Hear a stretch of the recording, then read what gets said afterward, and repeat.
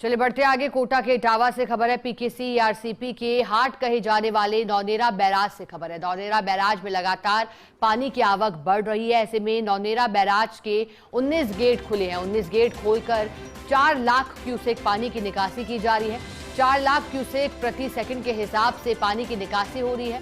काली सिंध परवन नदियों से लगातार पानी की आवक बढ़ रही है। झालावाड़ के काली सिंध बांध से पानी निकासी के चलते दबाव बढ़ा है। बैराज में 214.5 मीटर पर रखा जा रहा भराव मेंटेन।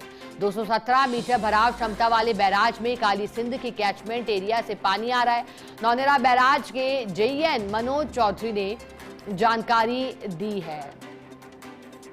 अधिक जानकारी लेंगे, सहयोगी ललित जुड़ गए हैं। ललित, पीकेसी ईआरसीपी का हाट नौनेरा बैराज, लगातार पानी की आवक बढ़ रही है। क्या मानसून की सक्रियता ही इसके पीछे की वजह है? क्या लंबा इंतजार हो रहा था और क्या भविष्य में भी ऐसी तस्वीर आ सकती है बैराज को लेकर?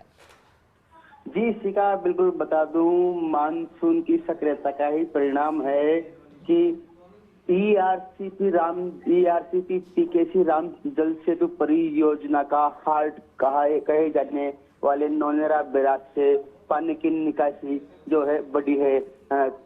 कल सुबह से ही बारिश शुरू हुई थी और मध्य प्रदेश और राजस्थान के कोटा ग्रामीण के इलाकों में जब बारिश लगातार पड़ी तो कल सुबह से ही बैराज गेट खोलने का क्रम शुरू हुआ और पहले 3 गेट 4 गेट करते करते शाम तक 12 गेट पर स्थिति आ गई और आज सुबह 19 गेट खोले गए हैं और 19 गेट खोलकर 4 लाख क्यूसेक पानी की निकासी काली सिंध नदी के डाउन स्ट्रीम में की गई है, जिसके परिणाम स्वरूप इटावा खातौली सवाई माधोपुर मार्ग पर पड़ने वाली चंबल नदी की झरेर पुलिया पर। बिल्कुल, बहुत शुक्रिया ललित आपका साथ जुड़ने के लिए, जानकारी के लिए। चलिए बढ़ते आगे। कोटा के इटावा से अगली खबर। चंबल नदी में उफान आया तो राह रुक गई। अवरुद्ध हुआ स्टेट हाईवे 37 से 12 नैनवा दूदू राजमार्ग। बंडावरा के समीप चंबल की रोटेड़ा पुलिया पर पानी आया है। पुलिया पर पानी आने से सुल्तानपुर कापरेन मार्ग पर आवागमन ठप हुआ है। स्टेट हाईवे 37 पर भी अवरुद्ध हुआ तो चंबल नदी की झरेर पुलिया ने राह रोकी। खातौली सवाई माधोपुर मार्ग पर पानी की आवक के चलते आवागमन ठप हुआ। नौनेरा बैराज से पानी निकासी के साथ झरेर पुलिया पर करीब 3 फीट पानी की चादर चली है। वहीं रोटेड़ा पुलिया पर करीब 1 फीट पानी आया है। इस मानसून सत्र में पहली बार अवरुद्ध हुए राजमार्ग।